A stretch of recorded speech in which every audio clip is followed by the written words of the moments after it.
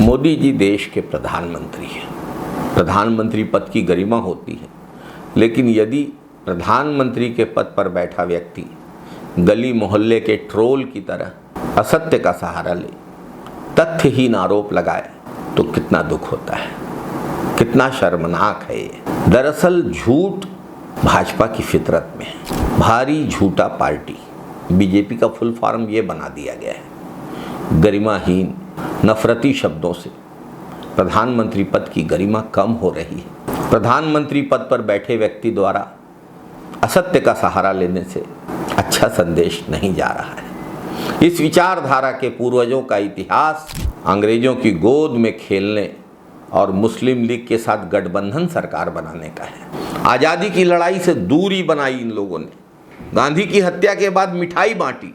ऐसे लोग दूसरों पर कीचड़ उछालें अपना काला चिट्ठा छिपाने के लिए, ये शोभा नहीं देता है। आज क्रमबद्ध रूप से इतिहास के पन्ने पलट कर देखेंगे। तथ्यों की मार ऐसी होगी कि इनकी आंखें चौंधिया जाएंगी, झूठ का ढोल फट जाएगा।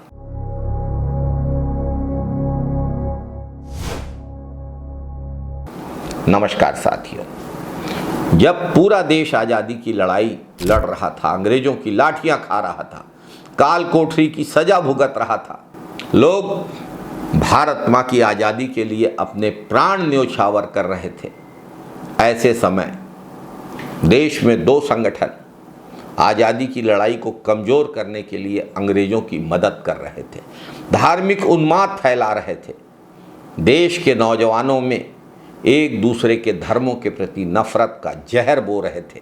और जब बात स्वार्थ पे आ जाती थी तो दोनों संगठन एक हो जाते थे।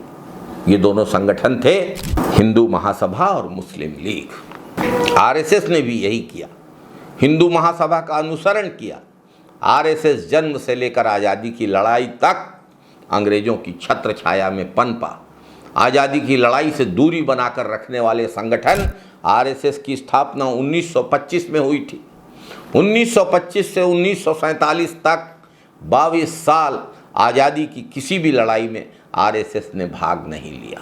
हिंदू महासभा और आरएसएस दोनों वैचारिक रूप से एक ही सोच रखने वाले लोग। हिंदू महासभा के नेता श्यामा प्रसाद मुखर्जी को भाजपाई अपना आदर्श मानते हैं।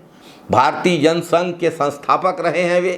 देश के बंटवारे के लिए जिम्मेदार मुस्लिम लीग के साथ हिंदू महासभा ने गठबंधन करके सरकारें बनाई थी। सत्ता सुख भोगा था तब जब कांग्रेस के नेतृत्व में देश आज़ादी की लड़ाई लड़ रहा था। तब एक दूसरे के धुर विरोधी, धर्म के नाम पर नफरत फैलाने वाले दो संगठन एक साथ मिलकर सत्ता का सुख भोग रहे थे।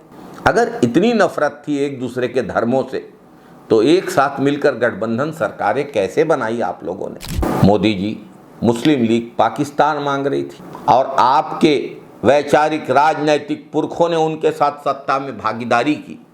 कांग्रेस ने लीग के विभाजनकारी एजेंडे का विरोध किया, लेकिन आरएसएस हिंदू महासभा की विचारधारा ने तो अंग्रेजों की गोद में बैठकर मुस्लिम लीग के साथ सत्ता सुख का आनंद लिया। सच्चाई तो यह भी है कि हिंदू महासभा और आरएसएस ने अंग्रेजों को पत्र लिखकर आज़ादी के आंदोलन को कुचलने की मांग की थी। मोदी जी बताएं, कौन है देशभक्त और कौन है देशद्रोही? देश आज़ाद हुआ, अंग्रेजों को देश छोड़कर जाना पड़ा, तब भाजपा के राजनैतिक वैचारिक पुरखों को बड़ी पीड़ा हुई थी। आज़ादी के महानायक को आतंकवादी नाथूराम गोडसे ने गोली मार दी। देश की आज़ादी की लड़ाई का नेतृत्व करने वाले महात्मा गांधी को जब नाथूराम गोडसे ने गोली मारी तो उनके मुंह से निकला हे राम। और ऐसे आतंकी को आज भी महिमा मंडित किया जाता है। किस विचारधारा के लोग करते हैं पूरा देश जानता है। गोडसे ने किसी अंग्रेज को गोली नहीं मारी। गोडसे ने देश के बंटवारे की मांग करने वाले जिन्ना को गोली नहीं मारी। विभाजन का विरोध करने वाले राष्ट्रपिता महात्मा गांधी को गोली मारी। समझ लीजिए इनकी देशभक्ति की परिभाषा क्या है। गांधी जी की हत्या के बाद अनेक जगह आरएसएस के लोगों के द्वारा मिठाई बांटी गई, जश्न मनाया गया। ये हम नहीं कहते, यह गृह विभाग की रिपोर्ट कहती है। सरदार वल्लभ भाई पटेल के द्वारा आरएसएस के प्रमुख को लिखे गए पत्रों में यह बात लिखी है। साथियों, गांधी जी की हत्या के बाद सरदार पटेल ने किस संगठन को गांधी हत्या में शामिल होने के आरोपों के आधार पर प्रतिबंधित किया, ये आप थोड़ा रिसर्च करके पढ़िए।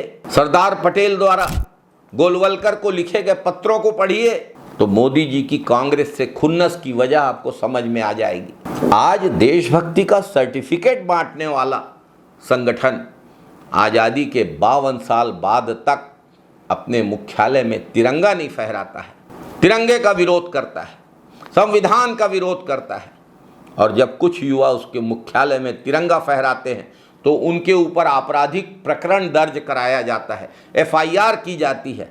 ये इनकी देशभक्ति है। लाला लाजपत राय, सरदार भगत सिंह, चंद्रशेखर आजाद, महात्मा गांधी, नेताजी सुभाष चंद्र बोस और इंदिरा गांधी और राजीव गांधी देश की एकता और अखंडता और आज़ादी के लिए अपने जान कुर्बान करने वालों की एक अभंग श्रृंखला है। बहादुर शाह जफर से शुरू करके रानी लक्ष्मीबाई, तात्या टोपे, अजीमुल्ला खां, न जाने कितने नाम हैं इसमें। और ये लड़ाइयाँ उस समय लड़ी गई जब इनके वैचारिक पुरखे अंग्रेजों के और मुस्लिम लीग के साथ थे। यह रहा मोदी जी के एक आरोप का जवाब। अब दूसरे आरोप पर आते हैं। मोदी जी ने कांग्रेस को माओवाद से भी जोड़ा है। 2013 माओवादियों के हमले में, जीरम घाटी के हमले में कांग्रेस के नेताओं की पूरी पीढ़ी शहीद हुई। कांग्रेस की परिवर्तन यात्रा के काफिले पे हमला हुआ माओवादियों का।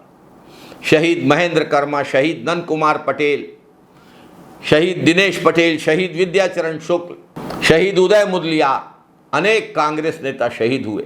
ये कांग्रेस की माओवाद से लड़ाई है। और ये हमला कहाँ हुआ? ठीक उसी जगह हुआ जहां मोदी जी की पार्टी भाजपा की सरकार ने सुरक्षा व्यवस्था नहीं मुहैया कराई थी। कौन है माओवादी? मोदी जी को बताना चाहिए।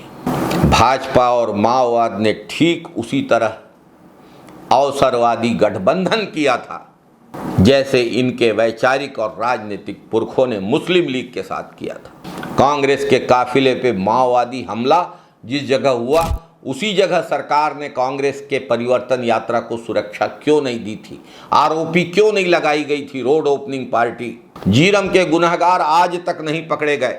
2014 में धमतरी की सभा में मोदी जी द्वारा किए गए वादे के बावजूद, यहां तक कि शहीदों की परिजनों से मोदी जी तो छोड़िए, गृह मंत्री अमित शाह तक ने मिलना जरूरी नहीं समझा, मिलने से इनकार किया। शहीदों के परिजनों को चपरासी की नौकरी ऑफर की गई भाजपा की सरकार में। माओवाद से लड़ने वालों के शव दंतेवाड़ा में कचरा गाड़ी में डोहारे गए। रायपुर के मेकाहारा में शहादत देने वालों के शवों की क्या स्थिति थी? कांग्रेस के साथियों ने जाकर उजागर किया। कांग्रेस के नेताओं को सुरक्षा देना भाजपा की सरकार की जवाबदारी थी। वो सुरक्षा भाजपा की सरकार ने नहीं दी, इसलिए जीरम पर माओवादी हमला संभव हो पाया। इतने माओवादियों के आत्मसमर्पण के बावजूद आज तक जीरम के गुनहगार न पकड़े गए, न कोई सबूत उजागर हुआ। बार बार केंद्र की भाजपा सरकार ने माओवादियों को चिन्हित करने के लिए राज्य की कांग्रेस सरकार द्वारा जांच को 5 साल तक रोका। क्यों रोका? 2014 की धमतरी रैली में मोदी जी द्वारा किए गए वादे को आज 2026 तक 12 साल बीत गए। जीरम के गुनहगारों को सजा मिलेगी, पीड़ितों को न्याय मिलेगा। कहाँ मिला न्याय? क्यों नहीं मिला न्याय? कौन कर रहा है अन्याय? कौन दे रहा है अन्याय को संरक्षण? आत्मसमर्पित माओवादियों से जीरम के विषय में पूछताछ क्यों नहीं की गई? क्या कर रही है NIA? भाजपा सरकार को जीरम के गुनहगारों से ऐसा क्या प्रेम है जो बार बार जांच में राज्य की भाजपा सरकार द्वारा, केंद्र की भाजपा के सरकार के द्वारा रुकावट डाली जाती गई? मोदी जी अगर देश की आज़ादी की लड़ाई लड़ने वाली, माओवाद के खिलाफ नेताओं की पूरी पीढ़ी की शहादत देने वाली, देश का विकास करने वाली कांग्रेस आपको मुस्लिम लीग और माओइस्ट लगती है, तो जरा मुस्लिम लीग के गठबंधन में शामिल होने वाले हिंदू महासभा, अंग्रेजों से सहयोग करने वाले RSS, भारत छोड़ो आंदोलन को कुचलने की साजिश में शामिल लोग और जीरम के शहीदों के साथ अन्याय करने वाले, उनकी शहादत सुनिश्चित करने वाले लोग क्या हैं? इतिहास बहुत स्पष्ट कहता है कि सच्ची देशभक्ति और बलिदान देश की एकता को मजबूत बनाने में है, झूठ, विभाजनकारी और घिनौनी बयानबाजी में नहीं। सांप्रदायिकता के काले इतिहास के आगे देश की आज़ादी की लड़ाई से लेकर देश के विकास तक और माओवादियों के खिलाफ विकास के रास्ते चलकर बस्तर को माओवाद से मुक्त कराने की सुनिश्चित करने की प्रक्रिया में सहयोग देने वाली कांग्रेस का योगदान सूरज की तरह चमकता है। सूरज को नहीं छिपाया जा सकता, कांग्रेस के योगदान को भी नहीं छिपाया जा सकता, कितना भी कीचड़ उछाल लीजिए। जय हिंद साथियों, वंदे मातरम साथियों, जय कांग्रेस।